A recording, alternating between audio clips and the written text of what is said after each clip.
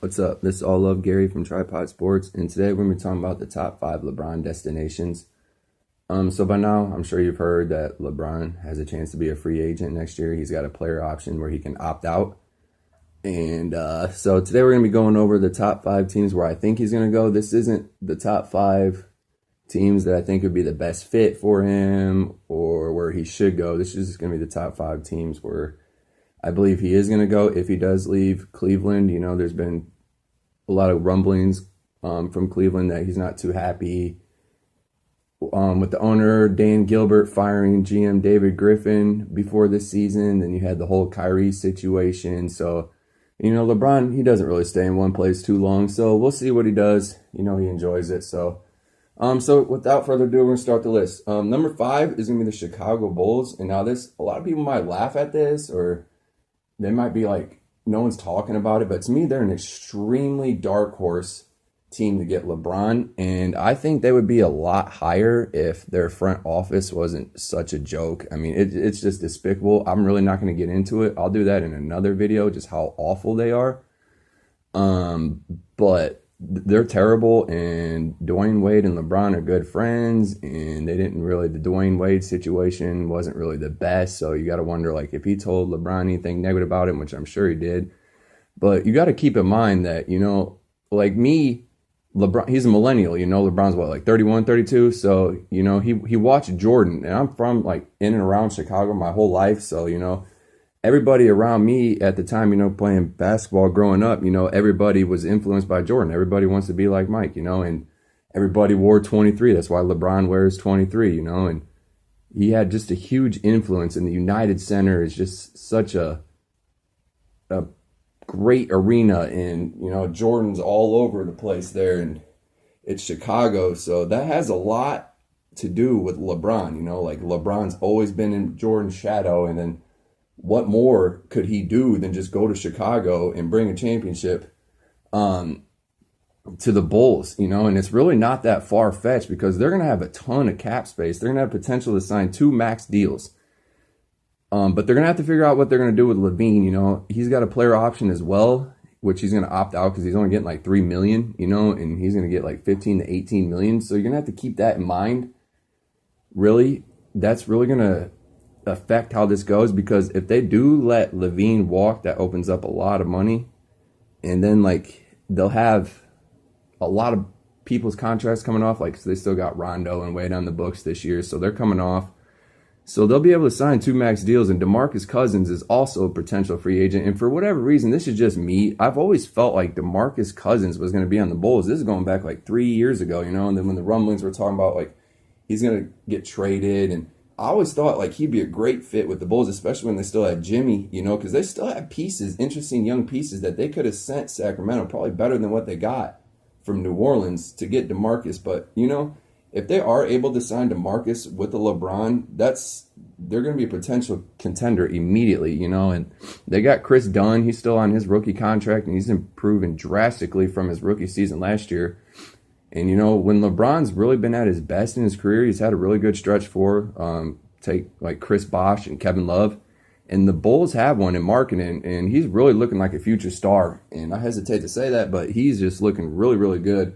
And they also have the potential number 1 overall pick next year, because they're going to have a really high pick, and they're really, really bad. So you're looking at a potential starting 5 of Chris Dunn, Luka Doncic, who I don't know if they should take him. I like Bragley better, but he's a power forward, and you just drafted marketing, and Doncic, he can play the 1, 2, and 3 for you, so he's versatile. He's got size at 6'6". He can shoot.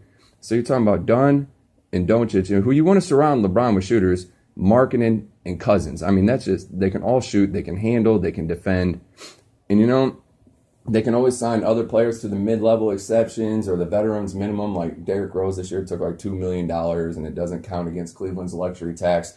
So they can always find free agents. There's a ton of other potential free agent people that will take a major discount, one, to come play for the great city of Chicago. Chicago's just a world-class city. You know, it's amazing. It's a huge draw.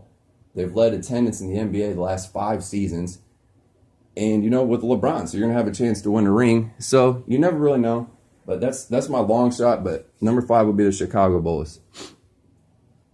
Number 4 is going to be the Philadelphia 76ers. They're going to be another potential team with a ton of cap space because J.J. Redick's going to come off the books. He's got like $20 million this year, so that's going to free up. So they'll be able to sign LeBron to a max deal. And then when you look at the roster now, if you have LeBron, Simmons, and Embiid, that's potentially unstoppable. They can all interchange. They can rebound, assist, shoot. Except for Simmons, he can't really shoot threes, but, he can space the floor. That'd just be an incredible lineup. That's scary. 30 games into the season, the Sixers are actually 1 game over 500. They'd be in the playoffs if the season ended today, so they are competitive. It's another big market, of course, Philadelphia out there on the East Coast. They have an outstanding head coach at Brett Brown, who I really think is underrated. He came from Mike Budenholzer. He's got that whole Spurs pedigree type of stuff, and I really think he's a great coach. And if somehow Markelle Fultz, whatever's going on with that situation, who knows? But if he can get back to healthy, even though he's not hurt, I don't think, but if he can just come back and be Markelle Fultz that we saw last year at Washington, Philadelphia is another team that really would be appealing to LeBron to go because, one, they're going to have the cap space, so obviously the money. 2, they're going to have talent around him, young talent, ascending talent. And 3, it's a big market. So, that's all things that really should appeal to LeBron, and Philadelphia definitely fits the bill there.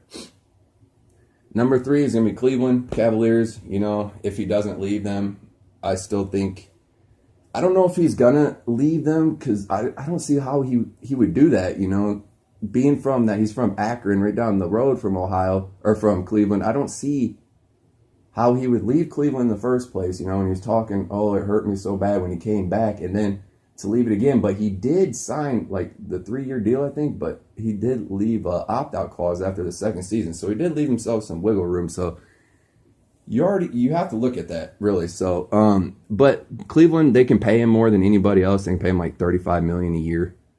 That's what his player option is right now. That's what he'd be declining. I think other teams can offer him 30.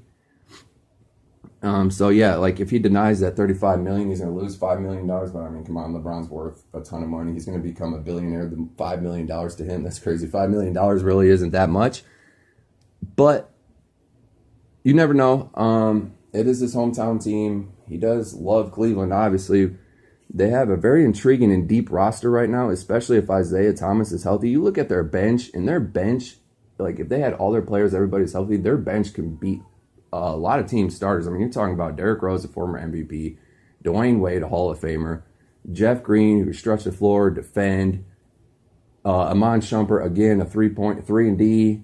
They just got a lot of good players on their team, low-key, and they're really intriguing, and they can match up with anybody. And they will also have the Celtics pick via Brooklyn, which is going to be a very high pick, too. From the Kyrie trade, of course. So, there's that too. So they can have potentially a Marvin Bagley or a Doncic. I mean, they can be really stacked moving forward. And then if LeBron signs back with them, but there's always been rumblings, that he's leaving. The whole Kyrie thing was just really weird. Him and LeBron weren't getting along. And, this has been a couple years. LeBron was extremely demanding of Kyrie, and I mean, that's his Pippen, and Pippen had the mentality that, he could take it, but I guess Kyrie just nah, I can't do it anymore, so he left, which just to me was mind-boggling, but they did get a good return for him, so, I mean, it is what it is. But he really was not on board with David Griffin, their former GM, getting fired. Him and David Griffin were pretty tight, and really what David Griffin was able to do, you got to remember, they had no cap space, and he was still able to bring in veterans a lot and make deals and low-key little deals and nice little drafts at the end of the draft. And, he really did build a really good roster. And him and LeBron were pretty tight, and LeBron did not like that. And him and owner Dan Gilbert really haven't seen eye to eye. A lot of people don't with Dan Gilbert. He's kind of a jerk, if you will. But I don't know. Him and Dan Gilbert really just don't get along at all. So that's really a potential problem. And, he feels like there's animosity towards him. But who really knows? If he leaves Cleveland, I think it'd be crazy. The Cleveland would go crazy because he's already left them once, and they're out there burning his jerseys and stuff. So I don't know. We'll see. Number 2 is going to be the Houston Rockets, and this team, they kind of gained a lot of traction in the last couple weeks.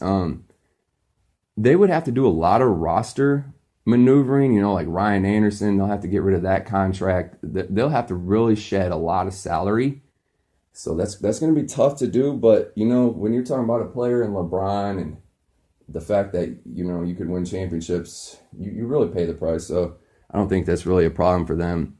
They're also potentially the biggest threat to Golden State, who LeBron despises. He's a very competitive person, and they beat him 2 out of the last 3 finals. So that eats him up. And Draymond Green's been woofing on Twitter, and so LeBron just wants to thrash them really, really bad. With CP3 and James Harden, that's 2 other playmakers and ball handlers, and LeBron they'll take a lot of workload off of LeBron, which I don't know if you really want to do because he's the best player, but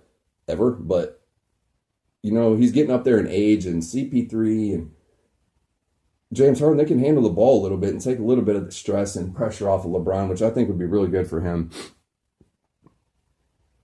And like I said, they'll have to do a lot of roster maneuvering, but it's not too bad. They don't really have too many bad contracts. They got Harden. He's at like $35 million a year, and Chris Paul's up there too. But a lot of them aren't really too bad. I think Anderson's like $18 million, but like I said, they'll have to get rid of that. So Houston would be very intriguing. No state tax in Texas. So Houston is definitely an option because they really can beat Golden State. And if LeBron goes to Houston, and you're talking about CP3, James Harden, LeBron, Clint Capella, and who knows who they get at the 4. Like I said, there's a ton of free agents, a ton of potential free agents this year. So that really could be a squad.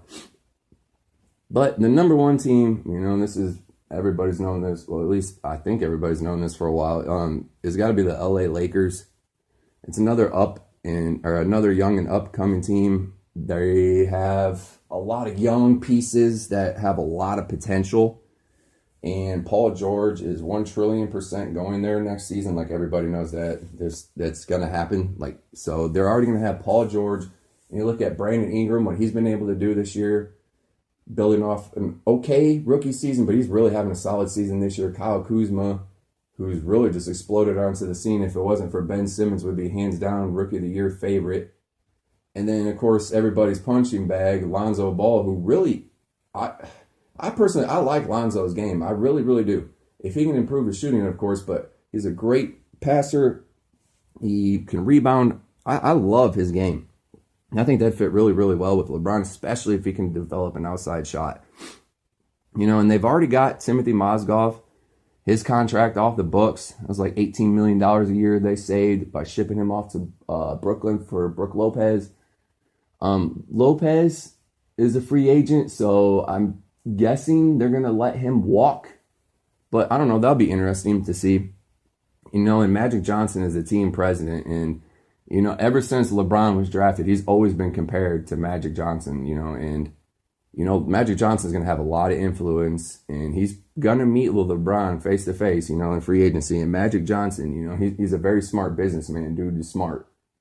He's got a ton of money. He's built his empire. He's a smart guy. So he's going to be able to talk to LeBron and, try to convince him to come play in LA. And, it's LA. There's tons of stars there. What more can you say? You got like A-list celebrities sitting in the stands watching the games every year or every game and every home game. It'd really be the destination to be. And I think it'd be like for LeBron, that's what he wants. He wants the limelight. He wants to be the first billionaire athlete. He wants, I think Michael Jordan's a billionaire now, but he wants to be like a billionaire athlete. So I think the Lakers really are the place for him to do it. And they'll have to make some more moves. I think like Julius Randle's one that they'll probably get rid of just to make all the numbers work. But you still look, they'll have Lonzo Ball, Brandon Ingram, LeBron, Paul George. That's a pretty good team. Kyle Kuzma.